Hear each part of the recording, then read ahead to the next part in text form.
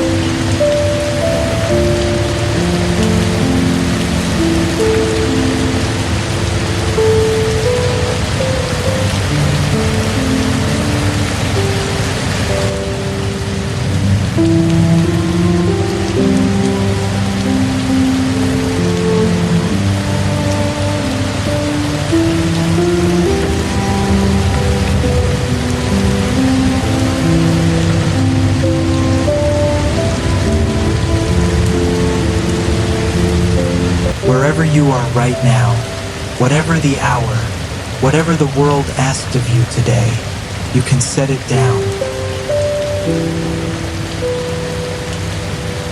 There is nothing you need to carry into this moment. No task waiting, no clock to watch, only the quiet permission to rest, to breathe, to let the weight of the day dissolve, slowly, the way morning mist dissolves into the canopy of an ancient forest. Tonight, we travel somewhere far from the noise, far from the bright screens and the restless hours. We travel to a place where the air is thick and green and alive, where the rain has been falling since long before any of us arrive, and will continue long after, where the trees are so tall, their crowns disappear into low-hanging cloud. We are going to Monteverde, high in the cloud forests of Costa Rica, to a treehouse tucked among the branches, sheltered beneath a thick thatched roof, wrapped in warm amber light. Pull your blanket a little closer now. Let your shoulders drop. Let your jaw soften. There is nothing outside this moment that needs you. The rain will take care of everything. You are already safe. You are already home.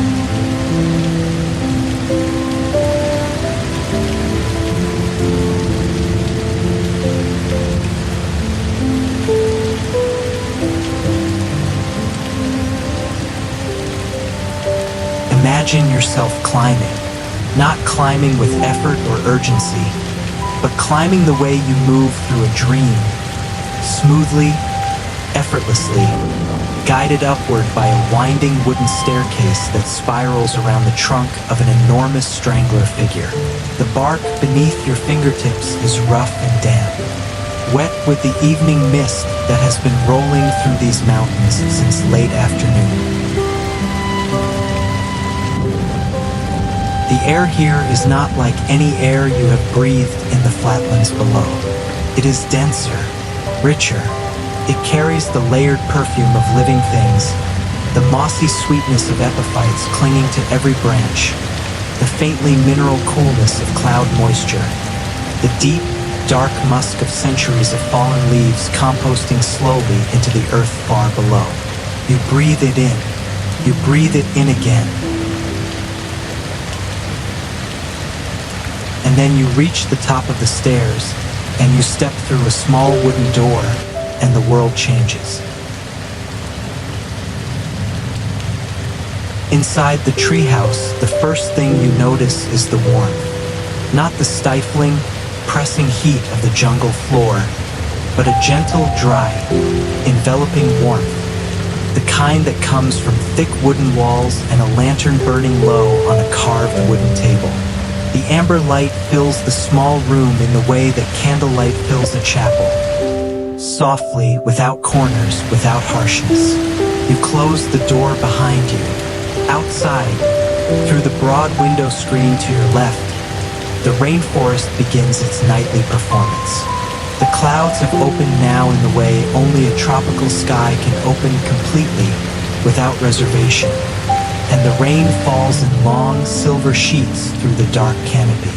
You can see it even in the darkness because the forest is never entirely dark. The leaves catch whatever faint light escapes the clouds and holds it there. Each giant taro leaf and philodendron palm cupping the rain like an outstretched hand before releasing it, drop by cascading drop, to the leaves below.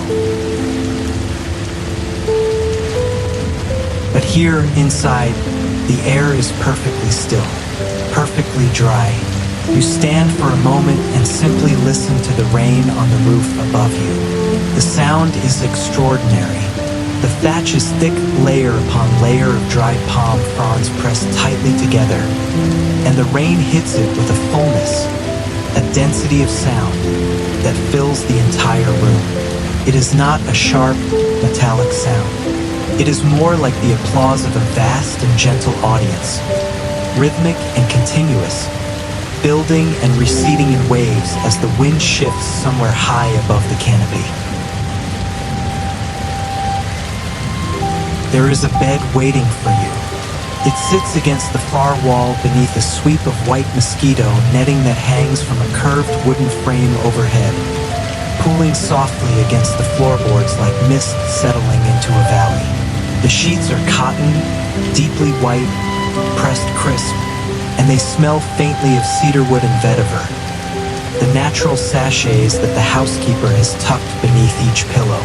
You press your hand against the mattress and feel it give beneath your palm, steady and generous. You pull back the netting. You sit on the edge of the bed. On the nightstand beside you, someone has left a small clay mug of chamomile tea. It is still steaming, a thin curl of vapor rising and vanishing in the lamplight.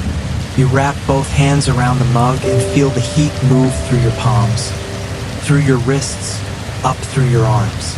You bring it close and inhale, chamomile and honey, the faintest trace of something else, lemongrass perhaps, or ginger, something warm and slightly spiced. The kind of tea that has been made in kitchens like this one for generations. You take a slow sip. The warmth moves through your chest like a tide coming in. Outside, beyond the screen door to your right, a narrow wooden deck extends into the canopy. You can see the planks glistening, the rain bouncing in tiny silver fountains from each board. In the corner of the deck, a hammock sways just slightly in the wet breeze, back and forth, as if someone has only just stepped out of it and will be back momentarily. You will not be going out there tonight. Tonight is for inside. You set your mug back on the nightstand. Beside it, you notice a small wooden bowl of river stones, smooth, gray, rounded by water over centuries, placed there simply for the pleasure of their weight and coolness. Your fingers rest against one, and it is perfectly cold, perfectly solid. Something ancient and grounding in a room suspended high above the earth. Slowly, you lie back against the pillows. The cotton of the pillowcase is cool against your cheek, cool and smooth. You pull the sheet up, and then the blanket, a light will blanket, the color of dry riverbank, and you feel the particular pleasure of being warmly covered while the wild, rain-soaked world continues its ancient business just beyond your walls. The mosquito netting drapes around you in a soft curtain of white. Through it, the lantern on the table burns its amber gold. The rain is louder now than it was an hour ago. The storm has moved closer from the Pacific side of the mountains, the way storms always do in the high cloud forest silently, in the darkness, arriving not with warning but with presence. The drumming on the roof above you is fuller, richer, deeper. It fills all the space between your thoughts. You do not need to think about anything. You only need to listen. Beyond your walls, the forest is alive in ways you cannot see but can sense. The great cecropia trees, with their enormous pale leaves, are trembling under the weight of the downpour. The bromeliads tucked into every fork and cranny of every branch are filling slowly with collected rainwater, each one becoming a tiny private pool for the small creatures of the canopy. Somewhere below, on the forest floor, the leaf litter is breathing, exhaling the rich, dark vapor of 1,000 decomposing things returning quietly to the earth. The jungle does not sleep, but it rests. In its own way, in the way of all ancient things, it rests. And you can rest too, safe from the storm, sheltered inside these wooden walls, this amber glow. The rain will not reach you here. The darkness will not reach you here. There is only the warmth of your blanket, the fading heat of your tea mug cooling slowly on the nightstand, and the roof above you, the steady, generous, eternal roof holding it all at bay. Let your eyes close now if they have not already. Let the sound of the rain on the thatch above you become the only thing. Not a word or a worry or a memory. Only the rain, falling on the forest, falling on the great green canopy below, falling as it has always fallen, as it will always fall, long after you and I have become part of the earth that drinks it. You are perfectly safe inside. The rain continues to fall.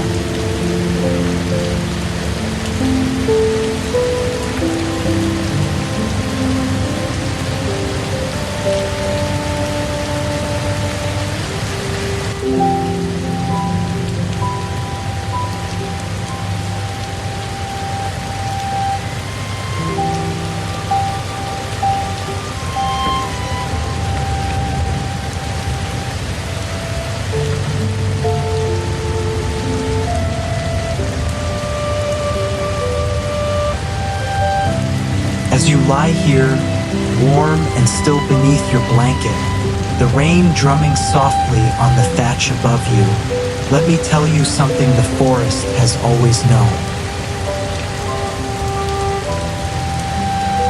Long before this treehouse was built, long before the first winding road was cut into these mountains, before the first traveler arrived with a bag and a map and a sense of wonder, this forest was already ancient. Already speaking, already singing in the only language it has ever needed, the language of rain.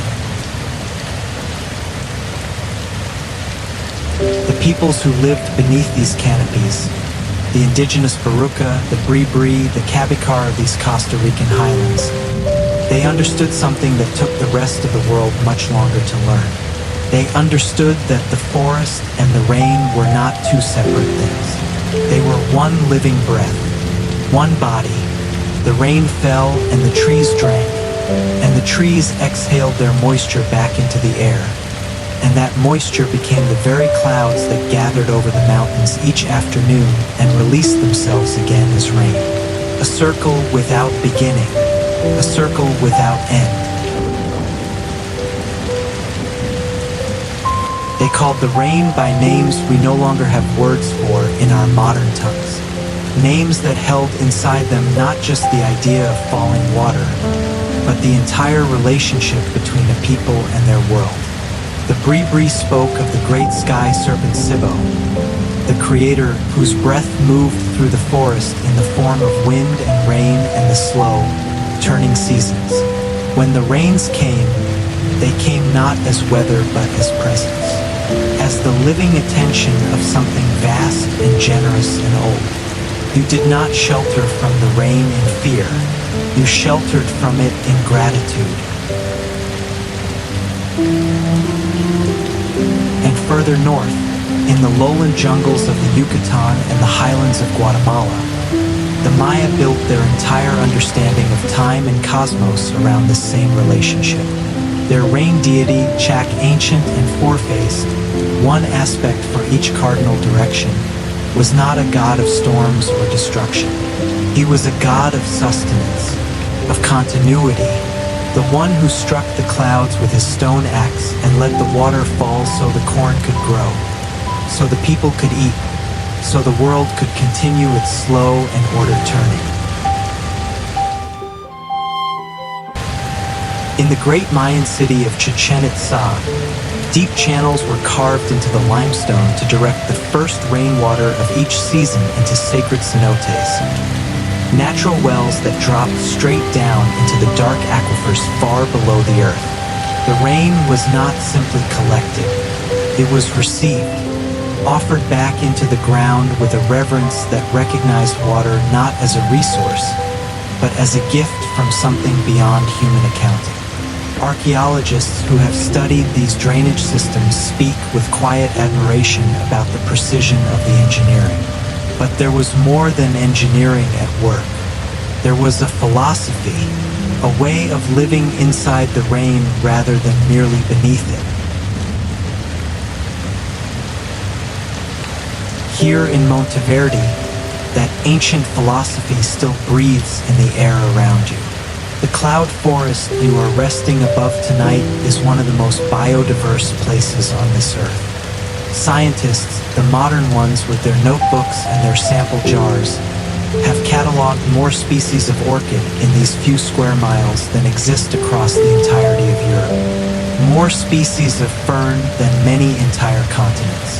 The reason is simple, and the same reason that ancient peoples understood without needing to catalog it at all.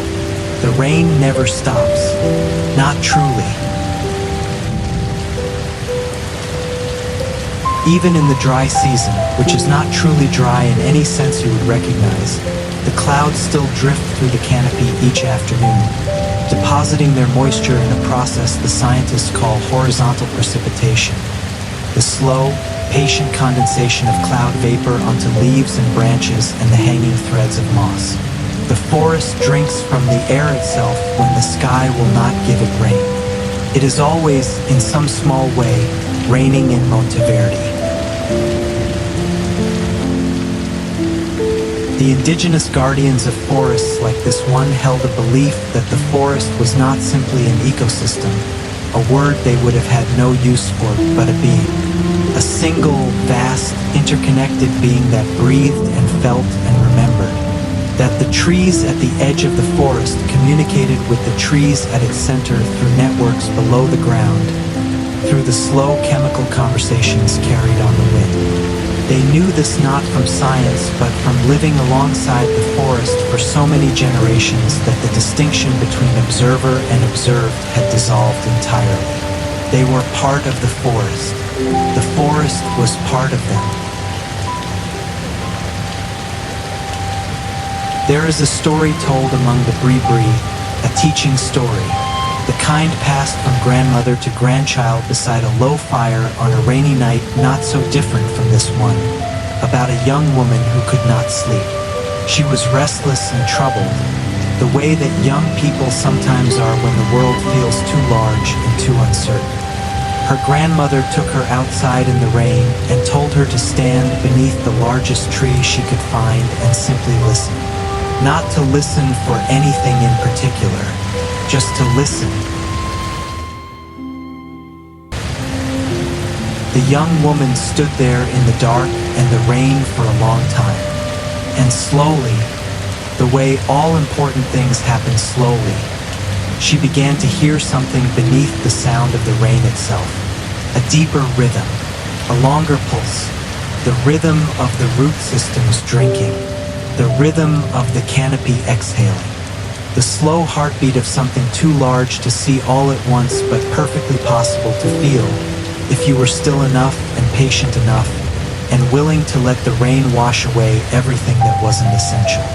She came inside that night and slept more deeply than she ever had. Her grandmother smiled and said nothing more about it.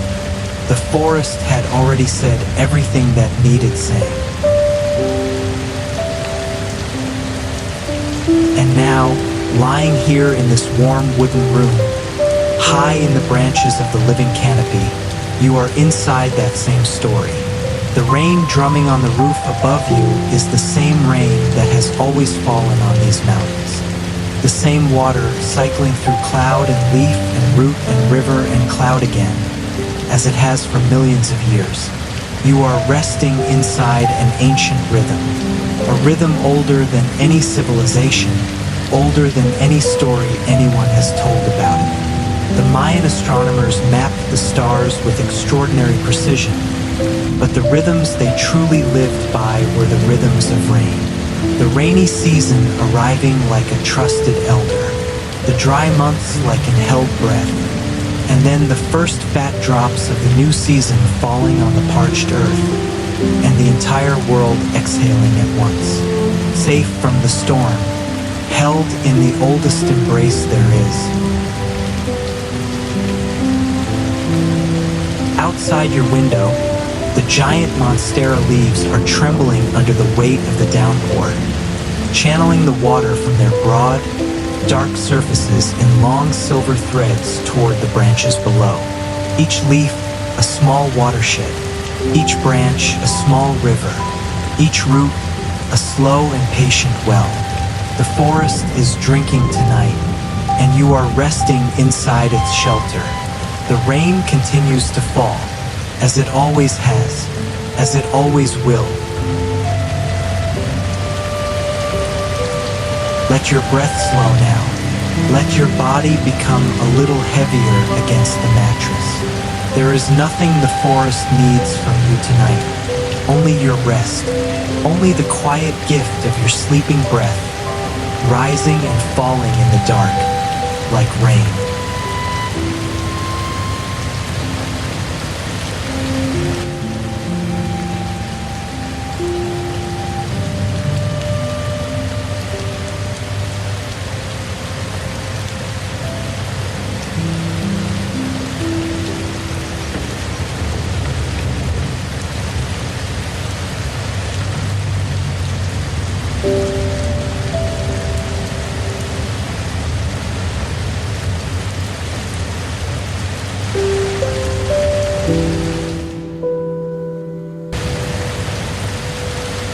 There is something particular about being alone in a forest at night. Not the loneliness of cities, not the hollow, echoing aloneness of an empty room, but the other kind, the full kind, the kind of solitude that feels less like absence and more like arrival.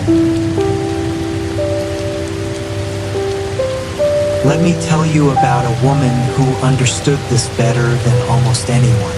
Her name was Eleanor Voss, a botanist from Hamburg, Germany, who arrived on the Pacific coast of Costa Rica in the spring of 1887 with 3 leather trunks, a set of pressed-in specimen cases, 6 blank field journals, and a letter of introduction to a local landowner who had agreed, with some bewilderment, to let her use an abandoned timber cabin in the high cloud forest for as long as she needed it. She needed it for 11 months. The cabin Eleanor Voss lived in was not so different in its essentials from the room in which you are resting now. Wooden walls, a single window cut into the forest-facing side, a small iron stove for the damp, cold nights when the cloud came all the way down to the forest floor and pressed itself against the glass. A narrow bed with a wool blanket, a table her most important piece of furniture, that she kept perpetually covered in the organized chaos of her work. She had come to study orchids, not to collect them, as many European botanists of her era did, extracting them from the forest like prizes and shipping them back to cold glass houses in northern cities where they struggled and usually perished. Eleanor had come to understand them, to watch them, season by season, in the forest where they had evolved over millions of years into shapes and colors and fragrances of astonishing specificity. Her journals, 4 of the 6 were filled before she left, have been preserved in the Natural History Archives of the University of Costa Rica.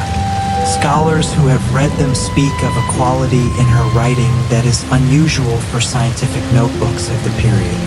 The observations are meticulous, yes, the drawings precise and elegant, but threaded through the measurements and the Latin classifications there is something else. A quality of stillness, a quality of deep, unhurried attention that reads less like scientific documentation and more like conversation.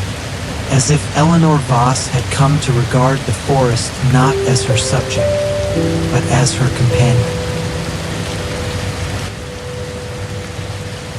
On a rainy evening in October of 1887, a night not so different from this one, the storm rolling in from the Pacific, the canopy trembling under a sustained tropical downpour, Eleanor sat at her table by the light of 2 tallow candles and made one of her most remarkable discoveries. She had been watching for several weeks a cluster of fungi growing from the base of a fallen cecropia log beside the cabin. Small, cup-shaped fungi, pale and unremarkable by day. But on this particular evening, as she carried her lantern out to check a specimen jar she had left near the log, she noticed something that made her stop entirely and stand very still in the rain. The fungi were glowing. A faint, cold, blue-green light, not bright enough to read by, not bright enough to cast a shadow, but unmistakable, pulsing almost imperceptibly, the way the light of deep stars seems to pulse when you have been looking at them long enough for your eyes to stop trying and simply receive. She did not reach for her specimen jar. She stood in the rain, getting wet, and she watched. In her journal, she wrote in her careful, slanted German script a sentence that her translators have found remarkably difficult to render into English without losing something essential. The closest approximation is this: the forest lit its own lamp tonight, and I understood for the first time that I had been a guest in a house that was already full of light before I arrived. Bioluminescent fungi, what scientists now call foxfire or fairy fire, have been known to forest peoples for as long as forests have been known. The Bri had a name for them.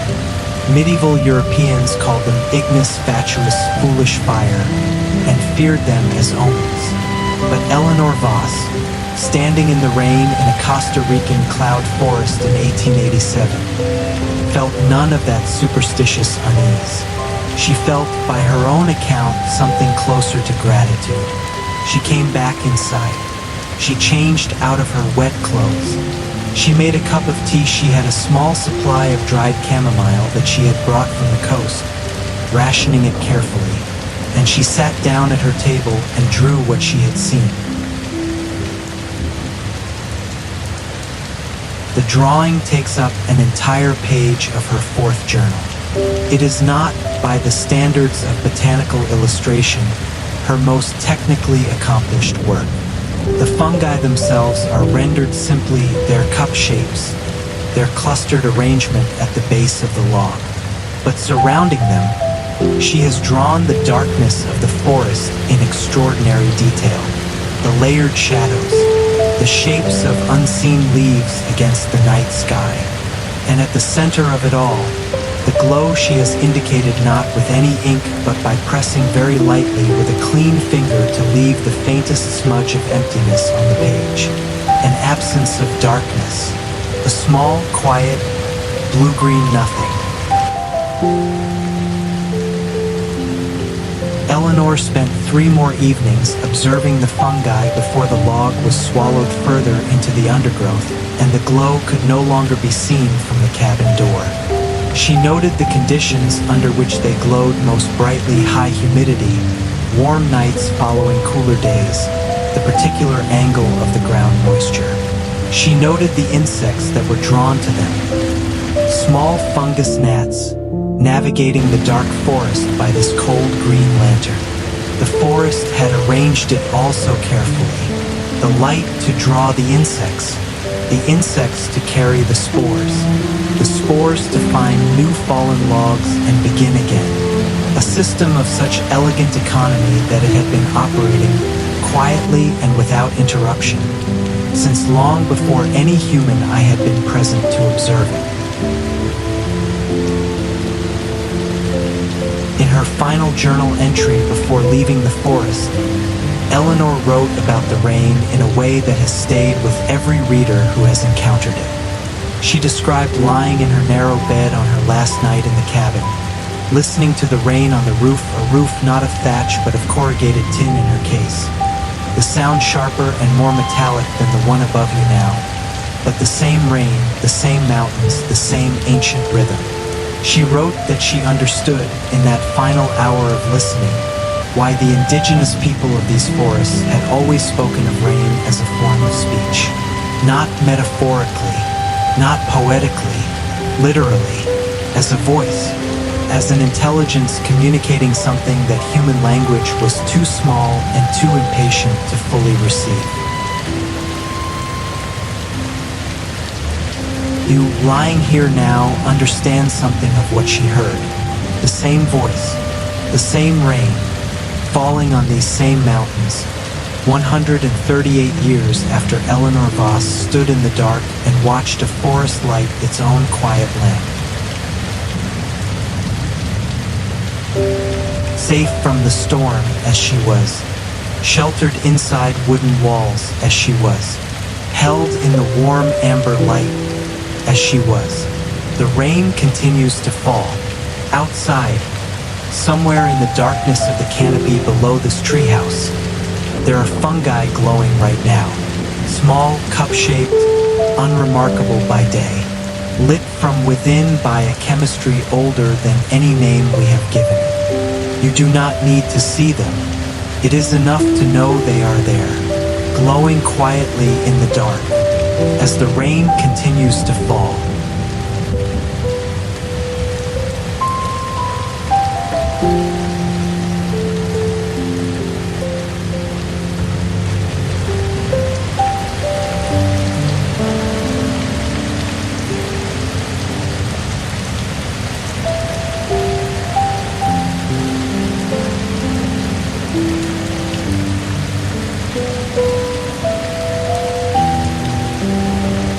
Something is changing. Listen. The rain is still falling. It will fall for many hours yet. But somewhere in the last few minutes, while you have been lying here in the warmth and the amber light, the intensity of the storm has shifted. The heavy drumming that sustained, full-body percussion of a true tropical deluge has given way to something gentler, something more considered. The rain is settling into itself, finding its slower rhythm. This is the hour the old forest people called the second rain, not the arrival of the storm, which is all thunder and drama and the exciting violence of water unleashed from cloud, but the long, quiet continuation that follows. The part of the rain that is not a beginning or an ending, but simply the rain being what it has always been: patient, consistent, endlessly willing to fall. This is the rain that does the real work. This is the rain that soaks down through the leaf litter into the dark soil, that finds the roots and is drawn up into the heartwood of trees that have been standing since before your grandparents were born. This is the rain that fills the small, cup-shaped bromeliads in the crook of every branch, one careful drop at a time. This is the rain that wants nothing from you but the pleasure of being heard. Notice how your body has changed since you first lay down. Your shoulders, which may have been carrying something when you arrived here tonight, have released themselves downward into the mattress. The muscles along your neck and jaw, those small, faithful muscles that hold the shape of the day against your face, have softened. Your hands, resting somewhere warm beneath the blanket, are unclenched, open. The way hands look when they belong to someone who is simply here, without agenda, without the next thing already forming in the mind. You are here, just here. The lantern on the table has burned lower while you have been resting. Its amber light still fills the room, but more softly now, the flame finding that particular stillness that a candle or a wick finds late in the evening when the air has gone completely quiet and there is nothing to disturb it. The shadows on the wooden walls are gentler, longer. They lean very slightly with each small movement of the flame and then settle back, easy and unhurried. The mug of chamomile tea on your nightstand is cold now. It has done its work. The warmth it carried into your chest an hour ago is still there, distributed through you, part of you now. The way all warmth eventually becomes indistinguishable from the body that received it. That distant thunder, hear how it has changed. Earlier tonight it was close enough to feel a low vibration that moved through the walls of this treehouse and briefly through your sternum. Now it is far away. The storm is moving east over the continental divide, down the other side of these mountains toward the Caribbean lowlands, where it will rain until morning and the river turtles will lift their ancient heads above the surface of slow brown rivers and feel the fresh water on their faces. The storm is leaving, not abruptly, not all at once. The way all large things depart slowly without announcement, taking its time because it has all the time there is. The cool night air of the cloud forest is seeping very gently through the screen beside your bed. Not cold enough to raise goosebumps beneath your blanket. Your blanket is too warm, too well wrapped around you for that. But you can feel it against your face. The faintest breath of mountain air, carrying the last traces of the storm's passage. Damp and green and clean. The smell of an earth that has been thoroughly washed and is resting now in its own cleanliness. Breathe it in. Let it move slowly through your chest. Let it out again, unhurried. The treehouse is entirely still around you. No footstep, no voice, no sound from any neighboring room or distant road or passing vehicle. There is only the structure of the wood itself, the slight flex of the boards as the wind moves through the canopy and the whole tree sways, so gently you would miss it if you were not paying attention. A slow, imperceptible rocking, the tree breathing in its sleep. You are being held by a tree that is 100 years old. Let that settle over you. The mosquito netting around your bed hangs completely still. A white curtain between you and the amber glow of the lantern, between you and the dark forest beyond the screen, between you and the whole breathing world outside. Inside the netting, the air is warm and close and perfectly your own. A room within a room, a shelter within a shelter.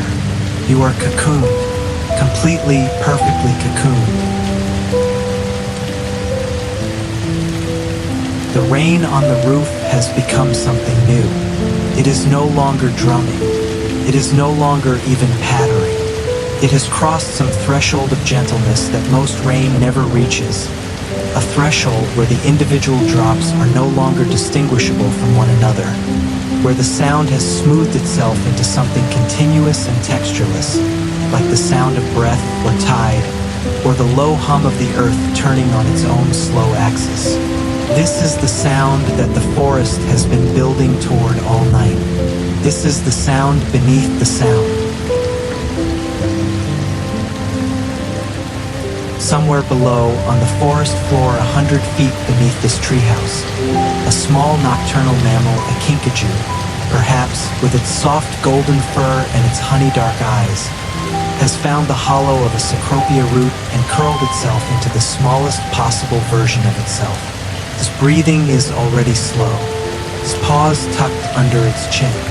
The rain, which fell so heavily on the canopy above, has been filtered down through so many layers of leaf and branch and moss that by the time it reaches the forest floor, it is barely rain at all. It is a mist, a cool, green mist settling over everything. Even the kinkajou is asleep. The water droplets on the outside of your window screen catch what little light there is and hold it for a moment, each one a tiny, perfect sphere of amber light, before letting go and falling away into the dark. One drop, then another, not rushing, not competing, each one taking its turn in the light and then releasing, the way all things eventually release, gently and without argument, into the dark below. You do not need to hold on to anything tonight. Not the day that has passed. Not the day that is coming. Not the thoughts that sometimes arrive uninvited at this hour. Rehearsing old conversations, composing lists, turning over small worries like smooth stones in a restless hand. The rain will hold all of that. The forest will hold all of that. You need only hold yourself lightly inside the warmth of your blanket, inside the amber quiet of this room, inside the canopy of this ancient, living, rain-washed tree. The lantern flame has stilled completely. The wooden walls around you are warm. The blanket is heavy and good. The rain continues to fall, softly now, so softly.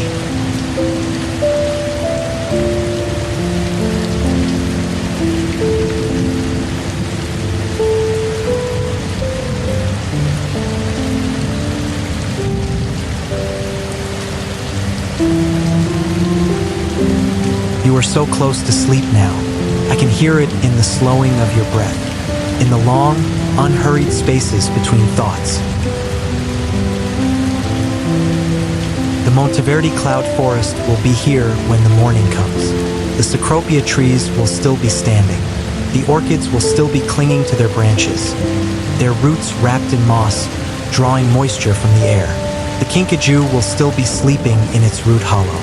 The bioluminescent fungi will have gone dark by then, resting through the daylight hours until the next warm, wet evening calls them back to their quiet, cold illumination. The forest does not need you to watch over it. It has been watching over itself and over creatures like you who come to rest within it since before memory began. Let the sound of the rain on the thatch be the last thing you follow tonight. Not a word, not an image, not a memory or a plan. Just the rain. Just the slow, patient, eternal rain falling on the ancient canopy of this living mountain, filtering down through 100 layers of green, arriving at the forest floor as mist, rising back into cloud, returning again as rain. The circle without beginning, the circle without end. You are perfectly safe inside. You are sheltered and warm. The rain continues to fall. Sleep now. The forest is holding you.